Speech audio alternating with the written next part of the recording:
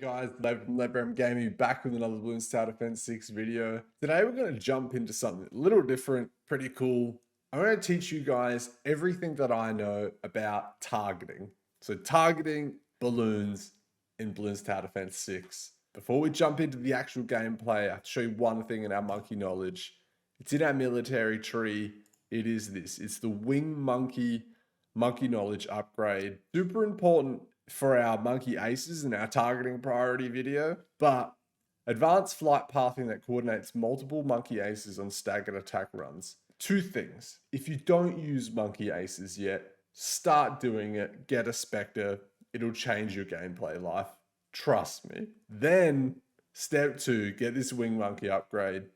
Takes that tower to a whole nother level.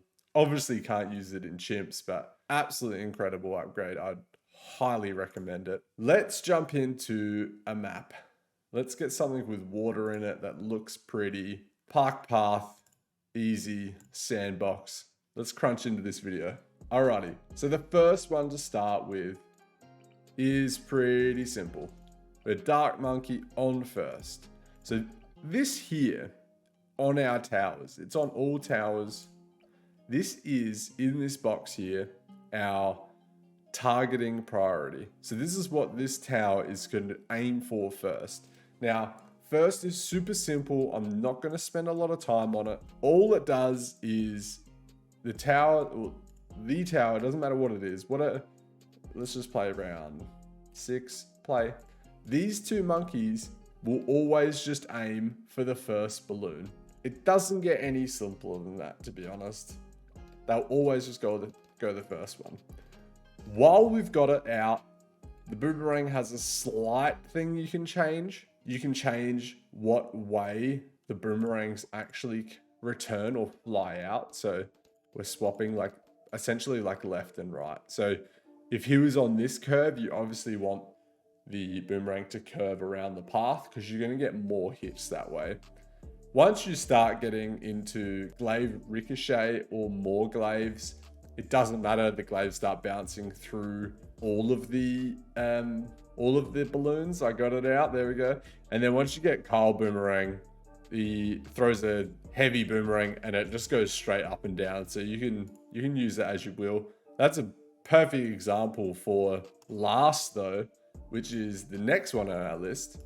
These two towers, perfect examples. When you have a catapult, spikapult, juggernaut, and then we go a Kylie boomerang. If you set these guys to last, they'll actually get more pops. Reason being is they're not going to chase that first balloon around the map. Now, you say, Lev, but I don't understand. Then you'll just leak balloons. That's not actually true. You don't actually leak balloons when you have your towers set to last because they don't then go chasing those other balloons. Or something like the rebound. We have that in our monkey knowledge. The rebound boomerang that gets thrown back. That will then just come back and hit that other balloon anyway. So it's more beneficial. You'll get better pops if you actually just put your tower to last. So that's it's super important to know when and how to set your targeting priority. Let's move on to the next one. Next one is close. Now close, I don't use close very much at all. It's pretty self-explanatory. We have a super monkey in here. All he's gonna do is hit the closest balloon to him. Now, there is a couple use cases, I guess. I mean, if you had like a recursive cluster or cluster bombs or something and you wanted it to hit in that same area, I've used that a couple times, but you can also just easily just set the bomb tower to last. So close is super specific when you actually require your tower to hit close, except one that I use all the time. All the time. As soon as you get a Robo Monkey, a Tech Terror, the anti-balloon, one of these three, I use close all the time. Reason being is I want obviously this guy to hit first, makes sense. but his second arm is independent, so he can hit any other priority that you want. You can't have them both hit first though. So a lot of people have it set to strong. I actually like having this guy set to close. Usually you're going to have your super monkey in an optimal position on the map to get as many pops as possible. It makes sense. That's what you're going to do. Now, the reason I set into close is I don't want to pop the high level balloons and then overrun my other towers on the map. Too many balloons, they then all leak, you lose. You set this guy to close, it's essentially like setting first. Handy tip, I use it all the time. That's all I can come up with close. It's not great, I don't use it a lot. Look, leave a comment below if you use close, what you use it for. I'd love to know. While you're there, leave a like on the video, subscribe to my channel. Let's move on to the next one. So the next one is strong. Strong, I use all the time. Literally all the time. The easiest example of this, let's crack out like, I don't know, these two, and we'll put a sub. Now, I use, let's go around 30. A couple are going to leak here. I'm not too phased. This is a perfect example. We've got our bomb shooter set to first. Now, we got lucky this time. Or there you go. We got one. This is perfect example why we set it to strong. So we have a lead balloon. Almost get through here because our bomb shooter wasn't set to strong. He wasn't targeting the strongest balloon on the screen within our tower range. Now, we set this guy to strong. These guys can stay on first, whatever, it doesn't matter. Now let's play round 30 again. Our bomb shooter is only going to hit the strongest balloon in his range at the time. What that allows is then all of our other towers to kill all the balloons because he's popped the lead balloons. So I use strong targeting all the time. You guys should definitely do that on your bomb shooter. If you have this guy here with your sticky bomb, master bomber, he has to be set to strong. The whole point in this tower is to add or put sticky bombs on Moab class balloons. You got this guy chucked on first or something. I mean, you're just losing a massive amount of DPS, a massive amount of pops. Strong is super important. I would say the most, other than first, the second most important targeting priority in the game. Alrighty, moving on. I should have just left our ninja out. It's this here. We're going to look at camo targeting. Camo targeting is not on every tower. It's only on towers that either have it from level 1 or with an upgrade, you then unlock camo detection. If you then have a regular, like a boomer, he never ever gets camo detection. If you then put him next to a village and give him camo detection, he doesn't have the targeting priority that we're talking about. What we're talking about here is camo targeting priority. What that does is when a stream of balloons come out, so mixed up between, let's just go these and then camo. All the camo targeting priority does is it when the balloons come out mixed, so like let's just say a regular balloon and then a camo balloon, the tower that you have set to camo target, he'll purposely aim those camo balloons for you. So awesome if you have like counter espionage with like a balloon jinsu or something like that. He's then going to strip all the camo off the balloons and then your other towers could DPS them. So getting a ninja, especially like early, getting him on that camo targeting, especially if you're buying him specifically to take down a couple, like on chimps especially, if you're getting him specifically to take down just camo balloons, make sure you set his targeting priority, I should say, to target camo balloons. The other one that's awesome is setting this guy to camo, Then you can go a top path, strong. So now we're mixing two in together. Now this guy is going to target the strongest camo balloon that he can see. And the reason that's important, or the reason it's so good on this sniper, as soon as he sees like a camo lead, camo ceramic, he's going to instantly go for that. This guy can also hit a DDT, which is amazing. So it's just mixing these priorities in, and the targeting priority is going to change how many pops you're going to get absolutely massively. All right, so that's camo. I'm going to throw in a quick bonus for you guys, only because I love this hero at the moment. If you guys don't have Etienne, if you haven't used him before, this is why. We get him to level 8. Boom, level 8. Now the reason this tower is so crazy at level 8 is that every single tower you place, once Etienne, or it's not even when you place, just every single tower in the game that you have, all monkeys gain camo balloon detection. It's absolutely insane. At level 5, Etienne has camo detection himself, which is great for taking down a bunch of those early levels. And then on top of that, giving every tower on the screen camo detection. It's absolutely insane. If you don't use Etienne, jump on, use Etienne. Crazy. Alrighty, we've got back to our sniper monkey here. We have to get a 5th tier. We have to get our elite sniper. Now, I could make a whole video on elite targeting. I guess a brief summary on elite targeting. Once you have a 5th tier middle path sniper, you then unlock elite targeting. Tip number 1, as soon as you unlock elite targeting, as soon as you do it, set all your snipers to elite. Like, simple, yeah? Elite, look, I'll maybe link a video that explains the whole thing for you, but it uses elite level targeting. So everything that you think that tower should target, when it should target, it doesn't matter if it's strong, last, close, anything.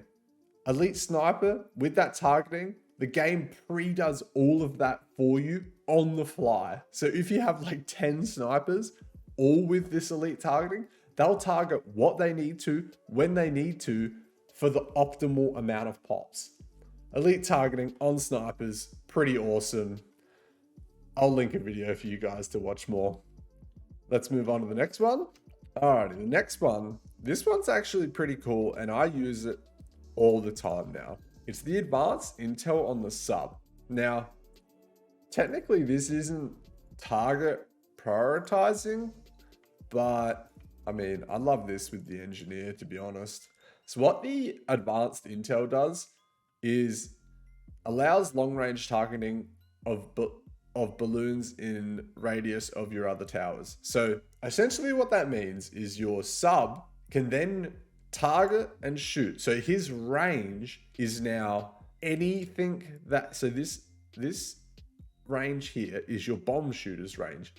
It's now your sub monkey's range. So technically it's not targeting, but you pair that up with, I don't know, perfect example of what I do all the time, an engineer monkey with larger service area. Look at how, so now with these 3 monkeys plus Etienne, because I do this all the time as well, we now pretty much have 100% map coverage.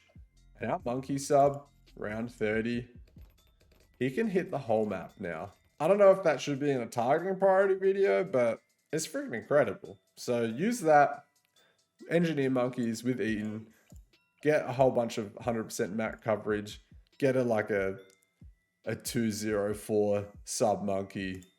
I mean, Ethan's going to give him camo detection. Super good on like Infernal if you need a strat for that. Anyway, let's move on to the next one. Boom, boom, boom, boom. All right, like I said at the start, we have our monkey ace here. Now the monkey ace is pretty cool because he actually has a few things that you can do. You can change the direction that he flies. It doesn't do a lot, to be honest, but you can change the configuration that he flies in. Now these infinite figure eights increase his popping power exponentially. especially when you're playing chimps or like a really hard game mode, or where you have no monkey knowledge. Setting your figure infinite, I don't use figure 8 a lot, to be honest. Normally your figure infinite, just because of the way the maps are laid out, you're going to get way more pops with your monkey ace flying in a figure infinite. Depending on which way you want him to fly, it's probably, if you're going to try to drop more pineapples on the track or something, I mean, up to you. But super important you change the configuration on your monkey ace. Now the other one in here, which is incredible, is Wingmonkey. Now what Wingmonkey does, let's just go around 27 because there won't be any LEDs. Wingmonkey then chases the balloons. Now for a tower, when you like, I guess the best way to describe it is like RNG. A monkey ace is fully RNG. You're not gonna, until you, obviously, if you get never miss targeting, he doesn't actually have the ability to just target like first, last. He's gonna miss a bunch of balloons. You set this guy to Wingmonkey, he's gonna hunt the balloons down. So if you get like rapid fire and then we go dart storm, maybe like 42, play round 42. So now he's going to hunt the first balloon down, and that is so much stronger. So if you haven't used monkey aces, jump on, use your monkey ace, use Wingmonkey, insane amount of pops. We're almost there, guys. We got 2 to go. We have towers with set positioning, which is the monkey ace, our monkey ace, our heli, our mortar, and our dart gun. Now normal, we'll do this guy after, right? So these guys are gonna follow your mouse. That's the normal interaction. So if you're playing on like a super hard map, or you're doing a challenge, these guys will follow your mouse. You can actually get way more pops. It's a little bit harder. So if you're new to the game, I probably wouldn't recommend it. But what you can do is you can then change the targeting priority to then locked. So now this guy isn't following my mouse anymore. He's locked in one spot and he's just going to shoot down the line, which is like perfect for something like your lasers here. You get a bunch of lasers, you don't need them to follow, you just get them to get that melty point. Perfect. Helicopters, again, you can lock in place. Now, helicopters are actually sick when they're locked in place. You can get downdraft, absolutely incredible upgrade. It's going to blow all the balloons back. So now, if we set him here, as the balloons travel down this part of the path, they're going to get blown back. When they do make it around, there's 2 points here for our helicopter to blow the balloons away. Perfect. The other thing that we can do, we'll have to sell this guy and we'll get out another one. Same thing again, we lock him in place, but then we go bottom path to a Moab shove. So you just get him to sit in one spot, and he's going to sit there and shove the Moabs back. Perfect. Now, if you want to optimize that even better is a 2, 0, 4, 5, whatever you can afford. Pursuit. Now, what Pursuit does, he will then start chasing the balloons around the map, which is even better. Round 42. So now he'll just go wherever the balloons go. He can't target Camo. Round 43 maybe? But he'll chase. So he then chases the balloons around the map. So you can imagine if that's a Moab, he just, as the Moab goes forward, he keeps pushing it back and back and back and back. Perfect, awesome combo there on the heli. Now the last one, which is sort of what I showed you with the Darling Gunner, but we have with our mortar, set targeting. So the Darling Gunner has it, you click, you set your target, and he just throws bombs. It's super simple. You keep moving it. You can move it as many times as you like. A lot of the time when I'm using a mortar, I'll just set it to like here so you can hit all 3 paths, get a bunch of upgrades on him, bigger blasts, and then never touch him again. So that pretty much, oh, I missed one. You guys thought you were out of this. You're not. It's our spike factory. I'll show you what our spike factory does. So our spike factory throws spikes absolutely everywhere, except as soon as you unlock, it doesn't matter what other path you go here. It's only when you go a bottom path spike factory. You can then select how the spike factory actually targets. So you can't do that unless you go a bottom path smart spikes. Now the best one to put it on is smart. All that's going to do is he's going to dump every single spike that spike factory has at the very end of the map. Now you're like, oh, Lev, why does it even matter? Now, the reason you can only unlock this on the bottom path is because of the perma spike upgrade. You want, in my opinion, perma spike faster production. Then you just dump an alchemist next to this guy. Bang, bang. So the alchemist is essentially giving it more damage to ceramics, is giving him lead popping power, and then he's going to permanently just drop spikes at the end of the track. Now, if you get this guy early enough, like around 60, you get a perma spike in, you can stuff up pretty hard in the 90s round. And there's so many spikes laid out just there that it doesn't matter. You can just absorb like 5, 10 DDTs and they'll just get chewed up by those smart spikes. So, I mean, if you guys don't do this, sometimes it's a really good strat. And that finishes up the video. So hopefully I've explained tower targeting to you guys. I've let you know everything that I know pretty much. Hopefully that's good enough, worthy of a like, subscribe, a comment. It's Lev out. I'll see you in the next one.